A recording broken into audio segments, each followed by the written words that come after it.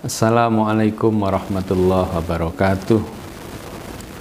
Bismillahirrahmanirrahim. Alhamdulillahirabbil alamin. Wassalatu wassalamu ala sayyidina Muhammadin wa ala alihi wa sahbihi ajma'in. Rabbi syrah li sadri wa yassir li amri wa hlul 'uqdatam min lisani yafqahu qawli, amma ba'du.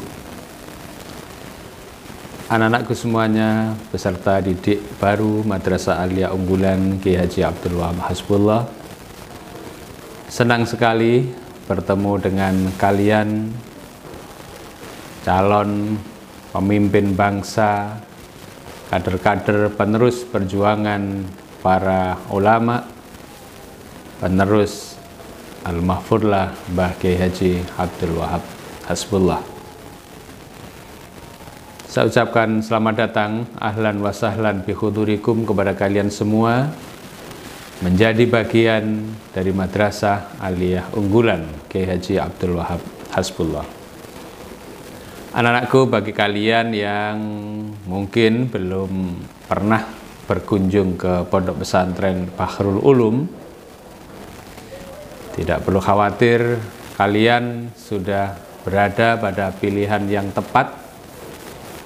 Sekolah pada madrasah yang ada di dalam naungan pondok pesantren yang usianya sudah sangat tua, bahkan menjadi cikal bakal bagi berdirinya pesantren-pesantren besar di Jombang. Jadi jika kalian mengenal pesantren besar di Jombang, itu awalnya juga dari tambak beras ini. Pesantren Tebu Ireng misalnya, Mbah Hasyim Asy'ari, dalam catatan beberapa sejarawan, beliau lahirnya di tambak beras karena ibu beliau Mbah Halimah juga asli tambak beras, ya, putri dari Mbah Kiai Haji Abdus Salam, ya, ibunda beliau, dan kemudian mendirikan pesantren di desa Tebu Ireng. Mbah Hasyim kemudian dikenal sebagai salah seorang pendiri Nahdlatul Ulama bersama-sama dengan Mbah Kiai Haji Abdul Wahab Hasbullah, yang kemudian tetap tinggal di tambak beras, meneruskan dan mengembangkan pondok pesantren Bahrul Ulum, di mana kalian sekarang akan menempuh pendidikan tingkat Madrasah Aliyah. Selanjutnya kepada anak-anak semuanya, karena kita dalam kondisi prihatin, dalam kondisi COVID-19, ya, maka pengenalan madrasah kita lakukan dengan cara virtual seperti ini. Semoga tidak mengurangi kualitas informasi yang seharusnya kalian dapatkan. Pertama, saya sampaikan bahwa Madrasah Aliyah Unggulan Kiai Haji Abdul Wahab Hasbullah ini embrionya bernama Madrasah Aliyah Keagamaan yang sudah berdiri sejak tahun 1994. Kemudian untuk apa madrasah ini didirikan? Awalnya adalah pada tahun 1989, pemerintah melalui Undang-Undang Sistem Pendidikan Nasional, kemudian ditindaklanjuti dengan Surat Keputusan Menteri Pendidikan dan Kebudayaan Republik Indonesia nomor 084/U/1992. Di sana dikatakan bahwa Madrasah Aliyah adalah sekolah menengah umum atau SMU yang berciri khas Islam. Jadi sebelum tahun 89 atau sebelum tahun atau 92 lah, itu Madrasah Aliyah ada jurusan ilmu-ilmu agama A1, kemudian ilmu fisika A2, ilmu biologi A3, kemudian ilmu sosial yang disebut dengan A4. Nah, kemudian pada tahun 94 sebagai pelaksanaan dari UU SPN 89 dan SK Mendikbud tahun 92, karena bunyinya adalah bahwa Madrasah Aliyah adalah SMU yang berciri khas Islam, maka Madrasah Aliyah itu harus sama persis jurusannya dengan SMU yang sekarang kita kenal dengan SMA. Jurusan agama dihapus, sehingga di Madrasah Aliyah sama dengan SMA, ada jurusan IPA, yang sekarang kita sebut dengan MIPA, kemudian ada jurusan IPS, dan bahasa, 3 jurusan. Agama tidak boleh ada pada Madrasah Aliyah, karena Madrasah Aliyah adalah disamakan dengan SMU. Nah, kenyataan ini kemudian mengundang sebuah diskusi di lingkungan para kiai, bagaimana mungkin Madrasah Aliyah yang ada di tengah-tengah pesantren kemudian tidak ada jurusan agama. Padahal ilmu-ilmu agama adalah ilmu yang mencirikan pesantren, dan pesantren itu adalah pusat pendidikan keagamaan. Maka alhamdulillah, berangkat dari pemikiran para masyayikh, para pengasuh pesantren ini didengar oleh Menteri Agama pada saat itu, yang kemudian mengeluarkan SK Menteri Agama nomor 371 tahun 1993 tentang Madrasah Aliyah Keagamaan. Jadi Madrasah Aliyah yang disamakan dengan SMU itu berarti menjadi MAU, Madrasah Aliyah Umum, dan Departemen Agama membuka 1 jurusan khusus, yaitu Madrasah Aliyah Keagamaan. Nah, itu latar belakang mengapa madrasah ini berdiri. Jadi bukan tanpa pemikiran yang matang, bukan tanpa tujuan, tapi bahwa lahirnya MAK itu adalah sebagai benteng pertahanan bagi tegaknya nilai-nilai keagamaan. Karena itu pada tahun 1996 sebenarnya madrasah ini pernah ditawari untuk dinegerikan. Jadi Madrasah Aliyah Keagamaan Negeri. Namun oleh para pembina dan pendiri waktu itu, Al-Mahfurlah Abah Kiai Haji Muhammad Syamsul Huda, kebetulan saya yang menyampaikan kepada beliau karena saya menghadiri undangan ketika ditawari untuk dinegerikan. Saya sampaikan kepada beliau, kata beliau dengan tegas mengatakan, jangan mau dinegerikan. Mengapa? Alasan beliau adalah, kalau dinegerikan, maka sistem kurikulumnya sepenuhnya dikendalikan oleh pemerintah. Sedangkan kita tidak bisa memprediksi siapa yang akan memimpin pemerintahan ini pada 10 tahun, 20 tahun, atau sekian tahun ke depan. Maka tetap saja dikelola secara mandiri, tidak perlu dinegerikan, agar kurikulum keagamaan tetap bisa dipertahankan sebagai benteng terakhir atau penjaga gawang dari ilmu-ilmu keagamaan di pesantren. Seperti itu. Nah, kemudian apa visi yang terumuskan dari Madrasah Aliyah Keagamaan itu? Visi dari Madrasah Aliyah Keagamaan adalah menjadi lembaga pencetak ulama yang intelek dan intelektual yang ulama. Nah, ini apa maksudnya ulama yang intelek? Ulama itu berarti orang yang memiliki kecerdasan rohani, Sedangkan intelektual itu umumnya adalah sebutan bagi mereka-mereka yang memiliki kecerdasan otak, kecerdasan berpikir. Nah, dua kecerdasan ini tidak bisa dipisahkan. Kalau sekarang banyak orang mengatakan carut marut di negeri ini bukan karena Indonesia ini kekurangan orang pintar, tetapi persoalan demi persoalan muncul itu karena Indonesia kekurangan orang jujur. Orang jujur itu artinya adalah orang yang memiliki kecerdasan ruhani, ya, kecerdasan hati.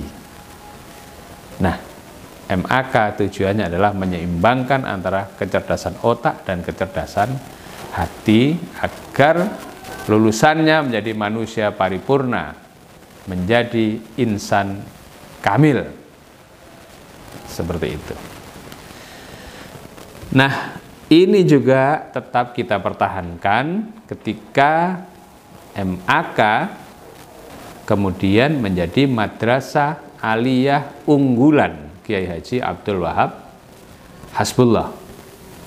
Mungkin ada pertanyaan, mengapa MAK kemudian diubah menjadi MAUWH atau Madrasah Aliyah Unggulan Kiai Haji Abdul Wahab Hasbullah? Jawabannya adalah karena sekali lagi regulasi dunia pendidikan di Indonesia mengalami perubahan. Jika pada tahun 94 ya, melalui USPN 89 itu adalah penghapusan jurusan agama pada madrasah aliyah, maka UU Sisdiknas, Undang-Undang Sistem Pendidikan Nasional tahun 2003, itu sekali lagi MAK dimasukkan di dalam UU Sisdiknas, tetapi kepanjangannya bukan lagi Madrasah Aliyah Keagamaan, tapi Madrasah Aliyah Kejuruan. Nah, di sini jadi lagi-lagi regulasi ini harus disikapi, karena kalau MAK tetap dipertahankan menjadi MAK, maka isinya bukan lagi penanaman nilai-nilai keagamaan, tapi lebih menekankan pada skill, keterampilan, karena menjadi Madrasah Aliyah Kejuruan sama dengan SMK. Nah, inilah kemudian mengapa diubah menjadi Madrasah Aliyah Unggulan Kiai Haji Abdul Wahab Hasbullah adalah agar visi MAK tetap dipertahankan sesuai dengan saat berdirinya. Namun visi ini kemudian lebih dioperasionalkan, ya, lebih dikonkretkan. MAUWH visinya adalah menjadi lembaga yang melahirkan generasi pintar, ya, benar, profesional, peduli lingkungan, dan bertakwa kepada Tuhan Yang Maha Esa. Nah, sebenarnya ini juga hampir sama dengan generasi yang memiliki kecerdasan intelektual dan kecerdasan ruhani, tapi ini lebih operasional, ya. Sehingga orang tidak cukup hanya pintar tapi juga harus benar, tidak cukup benar tapi juga harus pintar, kemudian dikemas dalam sikap profesional. Ketika sudah memiliki sikap profesional, jangan melupakan lingkungan, dan semua dilandasi dengan ketakwaan kepada Tuhan Yang Maha Esa. Maka nanti kalian di madrasah ini, ya, mungkin akan sedikit kaget atau bagaimana, karena ada kegiatan-kegiatan yang langsung bersentuhan dengan masyarakat, bukan hanya teori. Contoh misalnya, setiap bulan anak-anak itu kita bekali dengan sembako, dibagikan kepada tetangga-tetangga madrasah, ya, dari pojok barat sampai timur, pojok selatan sampai utara. Ini anak-anak mengantarkan sembako ke masing-masing rumah dengan harapan anak kita kelak menjadi manusia-manusia yang memiliki kesalehan sosial, karena melihat langsung bagaimana kondisi masyarakat sekitar madrasah. Nah, ini contoh saja karena nanti akan disampaikan secara rinci pada materi yang lain.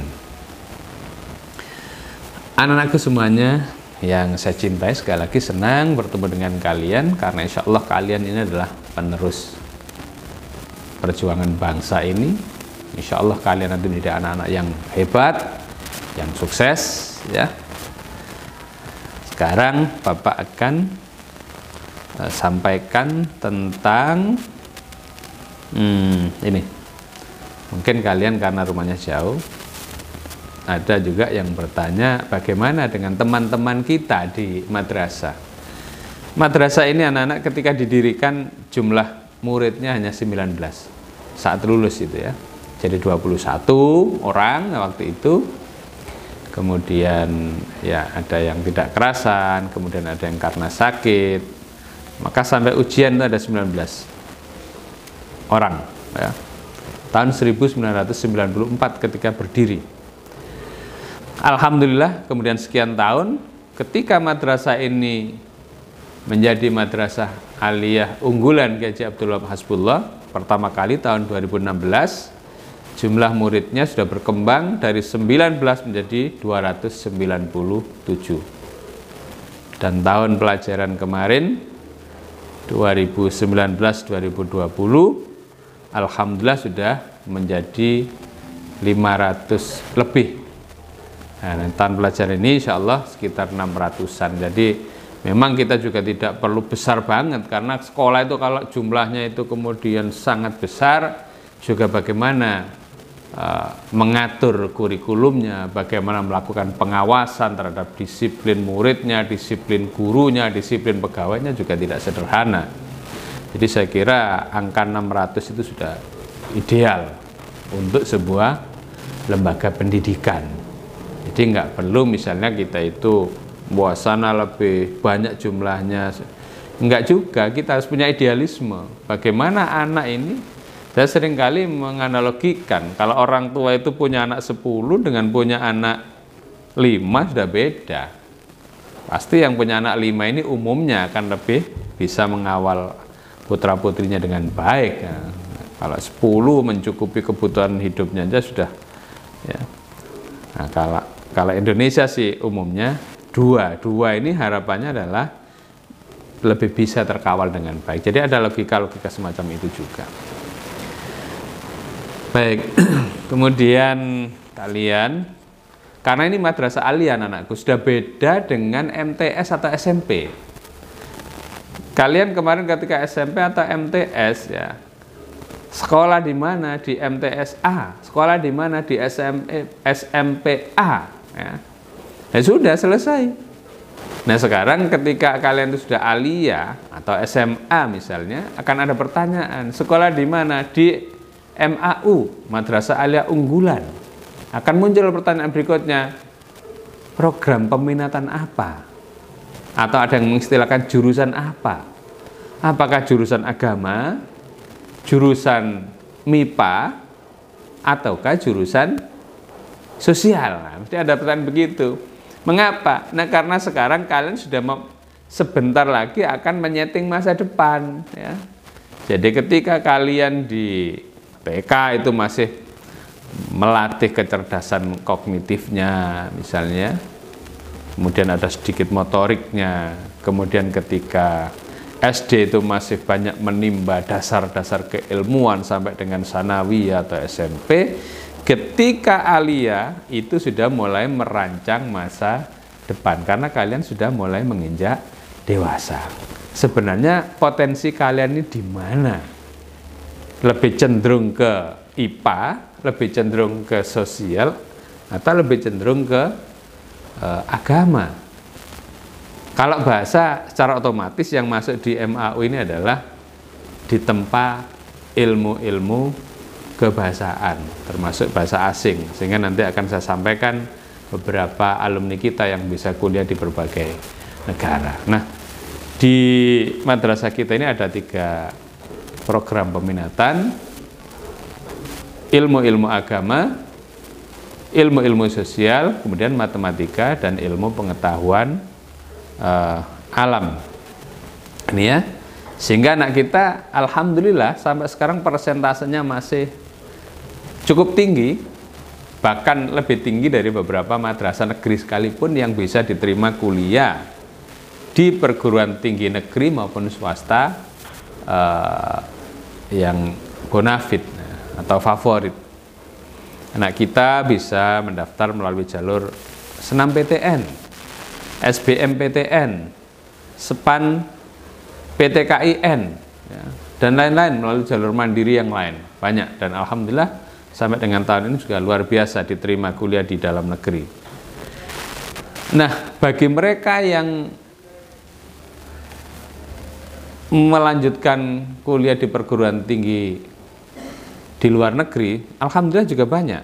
Sampai sekarang tercatat negara-negara yang